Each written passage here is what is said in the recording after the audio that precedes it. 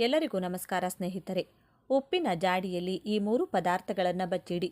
ಉಪ್ಪಿನ ಜಾಡಿಯಲ್ಲಿ ಈ 3 ಪದಾರ್ಥಗಳನ್ನು ಬಚ್ಚಿಡೋದ್ರಿಂದ ನಿಮ್ಮ ಮನೆಯಲ್ಲಿ ಹಣಕಾಸಿನ ಸಮಸ್ಯೆಗಳಿತ್ತು ಅಂದರೆ ಆ ಸಮಸ್ಯೆಗಳೆಲ್ಲ ಸಂಪೂರ್ಣವಾಗಿ ನಿರ್ಮೂಲನೆಯಾಗಿ ಧನಲಾಭವಾಗುತ್ತದೆ. ವೃತ್ತಿ ಜೀವನದಲ್ಲಿ ಪ್ರಗತಿಯನ್ನು ಸಾಧಿಸುತ್ತೀರಾ. ವ್ಯಾಪಾರ ವಹಿವಾಟುಗಳಲ್ಲಿ ಲಾಭಾಂಶವನ್ನು ಸಾಧಿಸುತ್ತೀರಾ. ಸಾಲ ಬಾಧೆಗಳು ನಿವಾರಣೆಯಾಗುತ್ತದೆ. ಕೋಟಿ ಕೋಟಿ ಹಣ ನಿಮ್ಮನ್ನ ಹುಡುಕಿಕೊಂಡು ಬರುತ್ತದೆ. ಆಕಸ್ಮಿಕ ಧನಲಾಭವಾಗುತ್ತೆ ಅಂತಾನೆ ಹೇಳಲಾಗುತ್ತೆ. ಸ್ನೇಹಿತರೆ, ಉಪ್ಪು ಲಕ್ಷ್ಮಿ ಸ್ವರೂಪವಾದಂಥದ್ದು. ಯಾವಾಗಲೂ ಮನೆಯಲ್ಲಿ ಉಪ್ಪು ಖಾಲಿ ಆಗಬಾರ್ದು. ಇನ್ನೇನು ಸ್ವಲ್ಪ ಉಪ್ಪಿದೆ ಅನ್ನುವಾಗಲೇ ಉಪ್ಪನ್ನು ತಂದು ಉಪ್ಪಿನ ಜಾಡಿಯಲ್ಲಿ ಹಾಕಬೇಕು. ಹಾಗೆ ಸ್ನೇಹಿತರೆ, ಉಪ್ಪನ್ನು ನಾವು ಈ ಮಣ್ಣಿನ ಜಾಡಿ, ಪಿಂಗಾಣಿ ಜಾಡಿ ಏನು ಹೇಳ್ತೀವಿ, ಆ ಜಾಡಿಯಲ್ಲಿ ಇಟ್ಕೊಳ್ಬೇಕು. ಇಲ್ಲ ಗಾಜಿನ ಬಾಟ್ಲಲ್ಲಿ ಇಟ್ಕೊಳ್ಬೇಕು. ಹಾಗೆ ನೀವು ಯಾವುದೇ ಕಾರಣಕ್ಕೂ ಸ್ಟೀಲ್ ಡಬ್ಬಗಳಲ್ಲಿ, ಪ್ಲಾಸ್ಟಿಕ್ ಡಬ್ಬಗಳಲ್ಲಿ ಉಪ್ಪನ್ನು ಇಡಬಾರ್ದು. ಹಾಗೆ ಗಾಜಿನ ಡಬ್ಬದಲ್ಲಿ ಇಟ್ಟರೂ ಉಪ್ಪು ನಮಗೆ ಬೇರೆಯವರ ಕಣ್ಣಿಗೆ ಗೋಚರಿಸಬಾರದು ಅಂತ ಹೇಳ್ತಾರೆ ಸ್ನೇಹಿತರೆ. ಅಂದರೆ ಮನೆಗೆ ಬೇರೆ ಯಾರೋ ಬಂದಿದ್ದಾಗ ಆ ಉಪ್ಪು ಬೇರೆಯವರಿಗೆ ಕಾಣಿಸಬಾರ್ದು ಅಂತ ಹೇಳ್ತಾರೆ. ಅಂದರೆ ಉಪ್ಪನ್ನು ಒಂದು ಕಡೆ ಸರಿಯಾದ ರೀತಿಯಲ್ಲಿ ಅದಕ್ಕೆ ಒಂದು ಜಾಗ ಅಥವಾ ಒಂದು ಪೀಠ, ಒಂದು ಹಲಿಗೆ, ಒಂದು ಮಣೆ ಏನಾದರೂ ಒಂದನ್ನು ಜಾಗನ ಅರೇಂಜ್ ಮಾಡಿ ಶುದ್ಧವಾದಂಥ ಜಾಗದಲ್ಲಿ ಉಪ್ಪನ್ನು ಇಡಬೇಕು. ಉಪ್ಪು ಲಕ್ಷ್ಮಿ ಸ್ವರೂಪ ಅಂತ ಹೇಳಲಾಗುತ್ತೆ. ಸಮುದ್ರ ಮಂಥನ ಅಂದರೆ ಕ್ಷೀರಸಾಗರ ಮಂಥನದ ಸಂದರ್ಭದಲ್ಲಿ ಲಕ್ಷ್ಮಿಯ ಜನನವಾಯಿತು. ಲಕ್ಷ್ಮಿಯೊಂದಿಗೆ ಸಾಕಷ್ಟು ಒಂದು ವಸ್ತುಗಳು ಕೂಡ ಜನನವಾಯಿತು. ಅದರಲ್ಲಿ ಮುಖ್ಯವಾಗಿ ಪ್ರಧಾನವಾದಂತಹ ವಸ್ತು ಅಂದರೆ ಈ ಕಲ್ಲುಪ್ಪು. ಕಲ್ಲುಪ್ಪು ಲಕ್ಷ್ಮೀ ದೇವಿಯ ಸಹೋದರಿಯ ಸಮಾನ. ಕಲ್ಲುಪ್ಪು ಲಕ್ಷ್ಮಿಗೆ ಅತ್ಯಂತ ಪ್ರೀತಿಕರವಾದಂಥದ್ದು. ಕಲ್ಲುಪ್ಪಿನಲ್ಲಿ ಲಕ್ಷ್ಮಿ ಆಕರ್ಷಿತಳಾಗಿರುತ್ತಾಳೆ, ಲಕ್ಷ್ಮಿ ಲೀನವಾಗಿರುತ್ತಾಳೆ ಅಂತಾನೆ ಹೇಳಲಾಗುತ್ತೆ. ಕಲ್ಲುಪ್ಪು ಯಾವ ಮನೆಯಲ್ಲಿ ಖಾಲಿಯಾಗುತ್ತೋ ಅಲ್ಲಿ ಬಡತನ ಇರುತ್ತೆ. ಕಲ್ಲುಪ್ಪನ್ನು ಯಾರಿಗೂ ಕೂಡ ಸಾಲವಾಗಿ ಕೊಡಬಾರ್ದು ಅಂತ ಹೇಳಲಾಗುತ್ತೆ. ಕಲ್ಲುಪ್ಪನ್ನು ಕೈಗೆ ಕೊಡಬಾರ್ದು ಅಂತಾನು ಹೇಳ್ತಾರೆ. ಹಣ ನಿಲ್ಲೋದಿಲ್ಲ ಅನ್ನೋ ಒಂದು ಸೂಚನೆಗಳನ್ನು ನಮ್ಮ ಹಿರಿಯರು ಮುಂಚೆಯಿಂದನೂ ಕೂಡ ತಿಳಿದುಕೊಂಡು ಬಂದಿದ್ದಾರೆ. ಕಲ್ಲುಪ್ಪಿನಿಂದ ಯಾವುದೇ ರೀತಿಯ ತಂತ್ರಗಳನ್ನು, ಪರಿಹಾರಗಳನ್ನು ಮಾಡಿಕೊಂಡ್ರೆ 100% ಅದು ನಮಗೆ ಸಕ್ಸಸ್ಸನ್ನು ಕೊಡುತ್ತೆ. ಉಪ್ಪು ಆಹಾರದಲ್ಲಿನ ರುಚಿಯನ್ನು ಹೇಗೆ ಹೆಚ್ಚಿಸುತ್ತೋ ಅದೇ ರೀತಿಯಲ್ಲಿ ನಮಗಾಗಿರುವಂತಹ ದೋಷಗಳನ್ನು ನಿವಾರಣೆ ಮಾಡುವಂಥ ಶಕ್ತಿ ಉಪ್ಪಿಗಿದೆ. ಹಾಗಾಗಿ ನಮ್ಮ ಹಿರಿಯರು ಉಪ್ಪಿನಿಂದ ದೃಷ್ಟಿ ದೋಷಗಳನ್ನು ನಿವಾರಣೆ ಮಾಡ್ತಾ ಇದ್ರು. ಅದೇ ರೀತಿಯಿಂದ ಅನಾದಿ ಕಾಲದಿಂದ ಒಂದಷ್ಟು ಜನರು ಉಪ್ಪಿನಿಂದ ತಂತ್ರಗಳನ್ನು ಮಾಡಿಕೊಂಡಿದ್ದಾರೆ. ಈ ತಂತ್ರಗಳ ಮುಖಾಂತರವಾಗಿ ಲಕ್ಷ್ಮಿಯನ್ನು ಆಕರ್ಷಣೆ ಮಾಡಿ ಹಿಡಿದಿಟ್ಟುಕೊಂಡಿದ್ದಾರೆ ಅಂತಾನೆ ಹೇಳ್ಬೋದು. ಲಕ್ಷ್ಮಿ ಈ ಉಪ್ಪಿನಲ್ಲಿ ಇರೋದ್ರಿಂದ ಈ ಉಪ್ಪಿನಲ್ಲಿ ನಾವು ಮಾಡುವಂಥ ಈ ಪರಿಹಾರಗಳು ಲಕ್ಷ್ಮಿಯನ್ನು ಆಕರ್ಷಿಸುತ್ತೆ. ಮನೆಗೆ ಲಕ್ಷ್ಮಿ ಬಂದು ಕುಳಿತು ನೀವು ಬೇಡಿದ ವರಗಳನ್ನು ಕರುಣಿಸ್ತಾಳೆ ಅಂತಾನೆ ಹೇಳಲಾಗುತ್ತೆ. ಹಾಗಾಗಿ ಕಲ್ಲುಪ್ಪಿನಿಂದ ಈ ಪರಿಹಾರವನ್ನು ತಪ್ಪದೆ ಪ್ರತಿಯೊಬ್ಬರೂ ಕೂಡ ಮಾಡಿಕೊಳ್ಬೇಕಾಗುತ್ತೆ. ಉಪ್ಪಿಗೋಸ್ಕರ ಜಾಡಿಯನ್ನು ಇಟ್ಕೊಳ್ಳಿ. ಜಾಡಿ ಶುಭ್ರವಾಗಿರುವಂತೆ ಗಮನದಲ್ಲಿಟ್ಕೊಳ್ಳಿ. ಹಾಗೆ ಪ್ರತಿ ಶುಕ್ರವಾರ ನೀವು ಪೂಜಿಸುವಂತಹ ಸಂದರ್ಭದಲ್ಲಿ ನಿಮ್ಮ ಉಪ್ಪಿನ ಜಾಡಿಗೂ ಕೂಡ ಒಂದು ಧೂಪ ದೀಪವನ್ನು ಅಂದರೆ ಒಂದು ಊದ್ಬತ್ತಿಯನ್ನು ಬೆಳಗಿ ಒಂದು ನಮಸ್ಕಾರ ಮಾಡಿಕೊಳ್ಳಿ. ಉಪ್ಪಿನ ಜಾಡಿ ಮೇಲೆ ಒಂದು ಪುಷ್ಪವನ್ನಾದರೂ ಇಟ್ಟು ನಮಸ್ಕರಿಸಿಕೊಳ್ಳಿ. ಈ ಒಂದು ತಂತ್ರವನ್ನು ಮಾಡಿದ ನಂತರ 100% ಲಕ್ಷ್ಮಿ ನಿಮ್ಮ ಮನೆಯಲ್ಲಿ ನಿಮ್ಮನ್ನು ಆಶೀರ್ವದಿಸುತ್ತಾಳೆ, ಹಣದ ಮಳೆಯನ್ನು ಸುರಿಸ್ತಾಳೆ ಅಂತಾನೆ ಹೇಳಲಾಗುತ್ತೆ.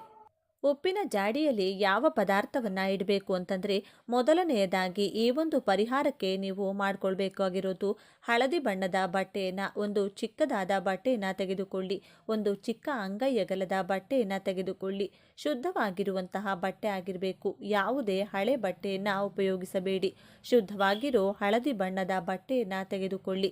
ಹಳದಿ ಬಣ್ಣ ಬಟ್ಟೆ ಇಲ್ಲ ಅಂದರೆ ಬಿಳಿ ಬಣ್ಣದ ಬಟ್ಟೆಯನ್ನು ತೆಗೆದುಕೊಂಡು ಅದನ್ನು ತೊಳೆದು ಅದಕ್ಕೆ ಅರಿಶಿನವನ್ನು ಲೇಪನ ಮಾಡಿ, ಅಂದರೆ ಅರಿಶಿನದ ನೀರಿನಲ್ಲಿ ಅದ್ದಿ ಚೆನ್ನಾಗಿ ಒಣಗಿಸಬೇಕು.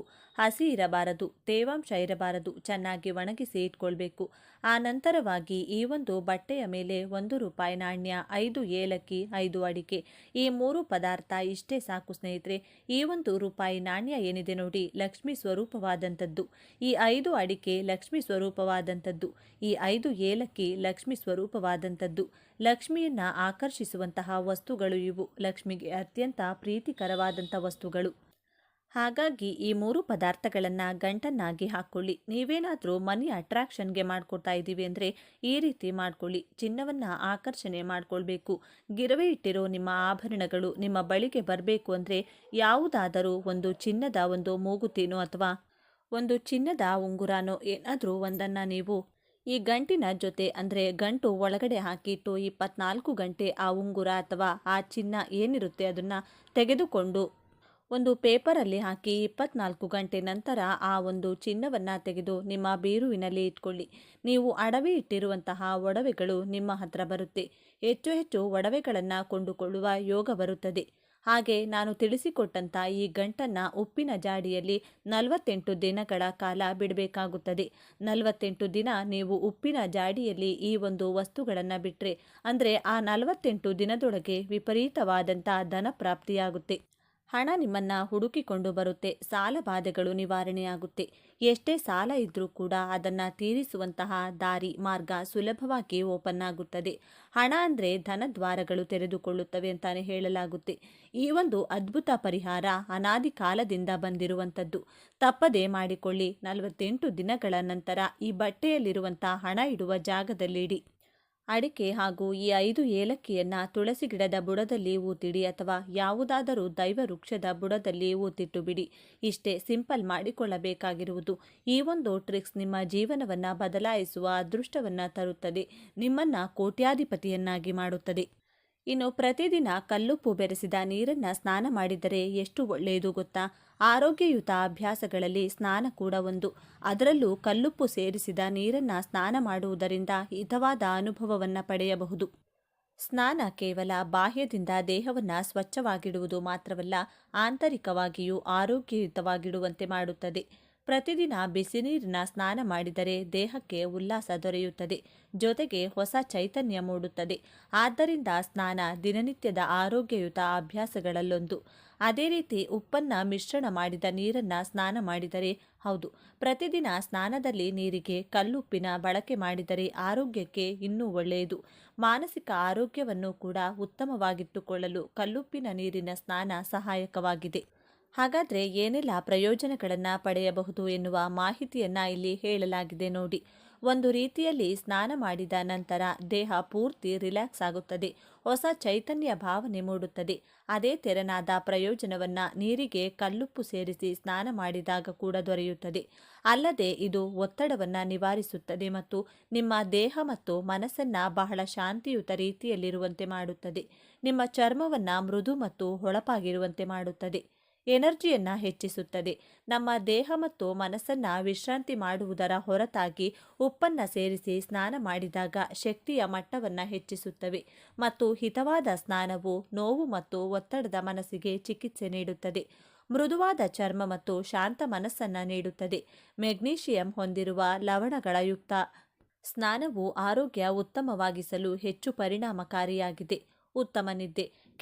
ಕೆಲವರು ಸಂಜೆ ಸ್ನಾನ ಮಾಡುತ್ತಾರೆ. ಹೀಗಿದ್ದಾಗ ಆದಷ್ಟು ನೀರಿಗೆ ಉಪ್ಪನ್ನು ಸೇರಿಸಿ ಸ್ನಾನ ಮಾಡಿ. ಇದರಿಂದ ರಾತ್ರಿ ಚೆನ್ನಾಗಿ ನಿದ್ದೆ ಬರುತ್ತದೆ. ಸಾಮಾನ್ಯವಾಗಿ ಉತ್ತಮ ಸ್ನಾನವು ಉತ್ತಮ ನಿದ್ರೆಗೆ ಕಾರಣವಾಗುತ್ತದೆ. ಸ್ನಾನದ ಲವಣಗಳ ಬಳಕೆಯ ಉತ್ತಮ ನಿದ್ರೆಯು ಪಡೆಯಲು ನಿಮಗೆ ಸಹಾಯ ಮಾಡುತ್ತದೆ. ಇದು ನಿದ್ರಾಹೀನತೆ ನಿವಾರಿಸಲು ಸಹಾಯ ಮಾಡುತ್ತದೆ. ಹೀಗಾಗಿ ಉಪ್ಪು ಯುಕ್ತ ನೀರಿನ ಸ್ನಾನ ದೇಹಕ್ಕೆ ಆರಾಮದಾಯಕ ಅನುಭವವನ್ನು ನೀಡುತ್ತದೆ. ಉಪ್ಪು ನೀರಿನ ಸ್ನಾನಕ್ಕೆ ಹೀಗೆ ಮಾಡಿ. ಸ್ನಾನಕ್ಕೆ ಕಲ್ಲುಪ್ಪನ್ನು ಮಾತ್ರ ಬಳಸಿ. ಅದು ಅಯೋಡಿನ್ ಯುಕ್ತ ಉಪ್ಪಾಗಿದ್ದರೆ ಇನ್ನೂ ಒಳ್ಳೆಯದು. ಸುಲಭವಾಗಿ ನೀರಿನಲ್ಲಿ ಕರಗುತ್ತದೆ ಕೂಡ. ಒಂದು ಬಕೆಟ್ ನೀರಿಗೆ 2 ಅಥವಾ 3 ಟೀ ಸ್ಪೂನ್ ಉಪ್ಪನ್ನು ಸೇರಿಸಿಬಿಡಿ. ಬೇಗನೆ ಕರಗುತ್ತದೆ. ನಂತರ ಸ್ನಾನ ಮಾಡಿ. ಹುಣ್ಣಿಮೆ ಬಂದಿದೆ. ಹುಣ್ಣಿಮೆಗಳಲ್ಲಿ ಅತಿ ಶಕ್ತಿಯುತವಾದದ್ದು ಎಂದು ನಮ್ಮ ಶಾಸ್ತ್ರಗಳು ಹೇಳುತ್ತಿದೆ. ಈ ದಿನದಂದು ನೀವು ನಿಮ್ಮ ಮನೆಯಲ್ಲಿ ಈ ನೀರನ್ನು ಚೆಲ್ಲಿದರೆ ಸಾಕು, ಕಡು ಬಡವರಾಗಿದ್ದರೂ ರಾಜವಾಳುತ್ತೀರಿ. ಅಂದರೆ ಅಷ್ಟೊಂದು ಶ್ರೀಮಂತರಾಗುತ್ತೀರಿ ಅಂತ ಅರ್ಥ. ನಿಮ್ಮ ಮನೆಯಲ್ಲಿ ಯಾವುದಾದರೂ ದುಷ್ಟಶಕ್ತಿಗಳು, ದರಿದ್ರ, ಕಷ್ಟ, ನಷ್ಟ, ಪೀಡೆ, ಪಿಶಾಚಿ, ದೃಷ್ಟಿದೋಷ ಮುಂತಾದವು ಇದ್ದರೆ ಅದೆಲ್ಲವೂ ಕೂಡ ಈ ನೀರು ಚೆಲ್ಲುವ ಮೂಲಕ ಮನೆಯಿಂದ ಓಡಿ ಹೋಗುತ್ತದೆ. ಇದರಿಂದ ನಿಮ್ಮ ಜೀವನವೇ ಬದಲಾಗುತ್ತದೆ. ನೀವು ಬೇಡ ಅಂದರೂ ನಿಮ್ಮ ಮನೆಗೆ ಹಣ ಬರುತ್ತಿರುತ್ತದೆ. ಮನೆಯಲ್ಲಿ ಯಾರಿಗಾದರೂ ದೃಷ್ಟಿಯಾಗಿದ್ದರೆ ಅದು ಕೂಡ ಹೊರಟು ಹೋಗುತ್ತದೆ. 100 ವರ್ಷಗಳ ಕಾಲ ಆರೋಗ್ಯವಾಗಿ ಬದುಕುತ್ತೀರಿ. ಹಾಗಾದರೆ ಆ ಶಕ್ತಿಯುತವಾದ ದಿವ್ಯ ನೀರು ಯಾವುದು ಎಂದು ಈಗ ನಾವು ನೋಡೋಣ. ಆದರೆ ಅದಕ್ಕೂ ಮುಂಚೆ ನೀವಿನ್ನು ನಮ್ಮ ಚಾನಲ್ನ ಸಬ್ಸ್ಕ್ರೈಬ್ ಮಾಡ್ಕೊಂಡಿಲ್ಲ ಅಂದರೆ ಖಂಡಿತ ಈಗಲೇ ಸಬ್ಸ್ಕ್ರೈಬ್ ಮಾಡ್ಕೊಳ್ಳಿ. ಹಾಗೆ ಈ ವಿಡಿಯೋ ಇಷ್ಟ ಆಗಿದ್ದರೆ ಮರೆಯದೆ ಒಂದು ಲೈಕ್ ಕೊಡಿ. ಎಲ್ಲರೂ ಭಕ್ತಿಯಿಂದ ಓಂ ಶ್ರೀ ಮಹಾಲಕ್ಷ್ಮಿ ನಮಃ ಅಂತ ಕಾಮೆಂಟ್ ಮಾಡಿ. ನಮ್ಮ ಸನಾತನ ಧರ್ಮದ ಪ್ರಕಾರ ಮನುಷ್ಯರು ಇಷ್ಟ ಬಂದಾಗ ಸಮುದ್ರ ಸ್ನಾನ ಮಾಡುವಂತಿಲ್ಲ. ಖಂಡಿತವಾಗಿಯೂ ಮಾಡಬೇಕಾದ ಕೆಲಸಗಳಲ್ಲಿ ಅಥವಾ ವಿಧಿಗಳಲ್ಲಿ ಸಮುದ್ರ ಸ್ನಾನ ಕೂಡ ಈ ಹುಣ್ಣಿಮೆಯೆಂದು ಕೆಲವು ಅಳಲೆ ಕಾಯಿಲೆಗಳನ್ನು ಸಮುದ್ರದಲ್ಲಿ ಎಸೆದು ಸಮುದ್ರದ ನೀರಿನಲ್ಲಿ ಸ್ನಾನ ಮಾಡುವುದರಿಂದ ಪೂರ್ತಿಯಾಗಿ ಆ ವ್ಯಕ್ತಿಗಿರುವಂಥ ನರದೃಷ್ಟಿ ಹೊರಟು ಹೋಗುತ್ತದೆ. ಇನ್ನು ಜೀವನದಲ್ಲಿ ಎಂದೂ ಕೂಡ ಆ ವ್ಯಕ್ತಿಗೆ ನರದೃಷ್ಟಿ ತಗುಲುವುದಿಲ್ಲ ಎಂದು ನಮ್ಮ ಶಾಸ್ತ್ರಗಳು ಹೇಳುತ್ತಿವೆ. ಈ ಹುಣ್ಣಿಮೆ ಅತಿ ಪವಿತ್ರವಾದದ್ದು. ಶ್ರೀ ಮಹಾವಿಷ್ಣು ಕೂರ್ಮಾವತಾರ ಪಡೆದು ಈ ಭೂಮಿಯನ್ನು ಕಾಪಾಡಿದ್ದು ಹುಣ್ಣಿಮೆಯೆಂದು ಎಂದು ನಮ್ಮ ಕೂರ್ಮ ಪುರಾಣ ಹೇಳುತ್ತದೆ. ಹುಣ್ಣಿಮೆಯ ದಿನ ಚಂದ್ರದೇವರು ತುಂಬ ಸಾಮರ್ಥ್ಯವನ್ನು ಹೊಂದಿರುತ್ತಾರೆ. ನಮ್ಮ ಮನಸ್ಸಿನ ಮೇಲೆ ಚಂದ್ರನ ಪ್ರಭಾವ ಗಣನೀಯವಾಗಿ ಹುಣ್ಣಿಮೆಯ ದಿನ ಇರುತ್ತದೆ. ಹಾಗಾಗಿ ಹುಣ್ಣಿಮೆಯೆಂದು ಬಿಟ್ಟ ಕುದುರೆಯಂತೆ ಓಡುವ ಮನಸ್ಸನ್ನು ನಿಯಂತ್ರಣದಲ್ಲಿ ಇರಿಸಿಕೊಳ್ಳಲು ಹಾಗೂ ನಮ್ಮ ದೇಹಕ್ಕೆ ಶಕ್ತಿ ತುಂಬಿಕೊಳ್ಳಲು ನಾವು ಈ ದಿನದಂದು ಜಪ, ತಪ, ಧ್ಯಾನ, ಪೂಜೆ ಮುಂತಾದವುಗಳನ್ನು ಮಾಡಬೇಕು. ಅದರಲ್ಲೂ ಹುಣ್ಣಿಮೆ ತುಂಬಾ ಪ್ರತ್ಯೇಕವಾದದ್ದು. ಬಹುಶಃ ಯಾವ ಹುಣ್ಣಿಮೆಗೂ ಇರದಂಥ ಪ್ರತ್ಯೇಕ ಲಕ್ಷಣಗಳು ಈ ಹುಣ್ಣಿಮೆಗಿದೆ. ಈ ಹುಣ್ಣಿಮೆ ವಿಷ್ಣು ಭಕ್ತರಿಗೆ ಪರಮ ಪವಿತ್ರವಾದದ್ದು. ಅಮೃತಕ್ಕಾಗಿ ದೇವದಾನವರು ಸಮುದ್ರ ಮಂಥನ ಮಾಡುತ್ತಿದ್ದಾಗ ಮಂದಾರ ಪರ್ವತ ಸಮುದ್ರದೊಳಗೆ ಮುಳುಗಿ ಹೋಗದೆ ಕಾಪಾಡಲು ಮಹಾವಿಷ್ಣು ಕೂರ್ಮಾವತಾರದಲ್ಲಿ ಮಂದಾರ ಪರ್ವತವನ್ನು ತನ್ನ ಬೆನ್ನಿನ ಮೇಲೆ ಹೊತ್ತುಕೊಂಡರು ಅಂತ ಉತ್ತಮವಾದ ಮಹಾವಿಷ್ಣುವಿನ ಎರಡನೇ ಅವತಾರವಾದ ಕೂರ್ಮಾವತಾರವನ್ನು ಪೂಜಿಸಲು ನಮ್ಮ ದೇಶದಲ್ಲಿ ಅಷ್ಟೊಂದು ಆಲಯಗಳಿಲ್ಲ. ಇನ್ನು ಇದೇ ಹುಣ್ಣಿಮೆ ಎಂದು ವಿಷ್ಣು ಭಕ್ತರಲ್ಲಿ ಶ್ರೇಷ್ಠ ಭಕ್ತನಾದ ನಮ್ಮಾಳ್ವಾರ್ ಜನಿಸಿದರೆಂದು ಹೇಳುತ್ತಾರೆ. ಇದಲ್ಲದೆ ಹುಣ್ಣಿಮೆ ಶೈವರಿಗೂ ಕೂಡ ಪ್ರತ್ಯೇಕ. ನರಸಿಂಹಸ್ವಾಮಿಯನ್ನ ನಿಯಂತ್ರಿಸಲು ಪರಮೇಶ್ವರ ಶರಭೇಶ್ವರ ಅವತಾರ ಪಡೆದಿತ್ತು ಕೂಡ ಇದೇ ದಿನದಂದು. ಈ ಅವತಾರದ ಬಗ್ಗೆ ಅಷ್ಟೊಂದು ಜನರಿಗೆ ಗೊತ್ತಿಲ್ಲ. ಶಿವಾಲಯದ ಗರ್ಭಗುಡಿಯ ಮುಂದೆ ಎಡ ಹಾಗೂ ಬಲಗಡೆ 2 ಶರಭೇಶ್ವರನ ವಿಗ್ರಹಗಳನ್ನು ಪ್ರತಿಷ್ಠಾಪನೆ ಮಾಡಿರುವುದು ನೀವು ಶಿವಾಲಯಗಳಲ್ಲಿ ನೋಡಬಹುದು. ಇನ್ನು ಅತಿ ಪವಿತ್ರವಾದ ಹುಣ್ಣಿಮೆಯೆಂದು ಸಂಜೆ 6 ಗಂಟೆಯಿಂದ ರಾತ್ರಿ 12 ಗಂಟೆಯ ಒಳಗೆ ನೀವು ನಿಮ್ಮ ದೇವರ ಮನೆಯಲ್ಲಿ ಶಿವ ಪಾರ್ವತಿ ಫೋಟೋ ಮುಂದೆ 2 ಅರಳಿ ಎಲೆಗಳನ್ನು ಇಡಬೇಕು. ಆ ಎಲೆಗಳಿಗೆ ಅರಿಶಿನ ಕುಂಕುಮದ ಬೊಟ್ಟುಗಳನ್ನು ಇಡಬೇಕು. ಇನ್ನು ಆ ಎಲೆಗಳ ಮೇಲೆ 2 ಮಣ್ಣಿನ ದೀಪಗಳನ್ನು ಇಟ್ಟು ಒಂದೊಂದು ದೀಪದಲ್ಲಿಯೂ 5 ಬತ್ತಿಗಳನ್ನು ಇಡಬೇಕು. ದೀಪದಲ್ಲಿ ಎಳ್ಳೆಣ್ಣೆ ಹಾಕಬೇಕು. ದೀಪವನ್ನು ಆರತಿ ಅಥವಾ ಅಗರಬತ್ತಿಯಿಂದ ಹಚ್ಚಬೇಕು. ಈ ರೀತಿ ದೀಪ ಹಚ್ಚುವಾಗ ನೀವು ಮನಸ್ಸಿನಲ್ಲಿ ಓಂ ನಮಃ ಶಿವಾಯ ಅಥವಾ ಓಂ ನಮೋ ನಾರಾಯಣ ಎಂಬ ಮಂತ್ರವನ್ನು ಜಪ ಮಾಡಬೇಕು. ಅದರ ನಂತರ ದೇವರ ಮನೆಯಲ್ಲಿ ಉತ್ತರದ ಕಡೆ ಮುಖ ಮಾಡಿ ಕುಳಿತುಕೊಂಡು ಓಂ ನಮಃ ಶಿವಾಯ ಅಥವಾ ಓಂ ನಮೋ ನಾರಾಯಣ ಎಂಬ ಈ ಮಂತ್ರವನ್ನು 21 ಸಲ ಜಪ ಮಾಡಿ ದೇವರಿಗೆ ನಮಸ್ಕಾರ ಮಾಡಿಕೊಂಡು ನಿಮ್ಮ ಮನಸ್ಸಿನಲ್ಲಿರುವ ಕೋರಿಕೆಯನ್ನು ಹೇಳಬೇಕು. ಅಥವಾ ನೀವು ಈ 2 ಮಂತ್ರಗಳನ್ನು ಕೂಡ ತಲಾ 21 ಸಲ ಹೇಳಬಹುದು. ಈ ರೀತಿ ನಾಳೆ ಯಾರು ಮಾಡುತ್ತಾರೋ ಅವರ ದೆಸೆ ಬದಲಾಗಿ ರಾಜಯೋಗ ಅವರ ಕೈ ಹಿಡಿಯುತ್ತದೆ. ಶಿವ ಪಾರ್ವತಿಯರ ಆಶೀರ್ವಾದ ನಿಮಗೆ ನೇರವಾಗಿ ಸಿಗುತ್ತದೆ. ನಿಮ್ಮ ಮನೆಯಲ್ಲಿರುವ ಕಷ್ಟ, ನಷ್ಟ, ದರಿದ್ರ, ದುಃಖ ಎಲ್ಲವೂ ಕೂಡ ಆ ದೀಪದ ಕಾಂತಿಯಲ್ಲಿ ಸುಟ್ಟು ಬೂದಿಯಾಗುತ್ತದೆ.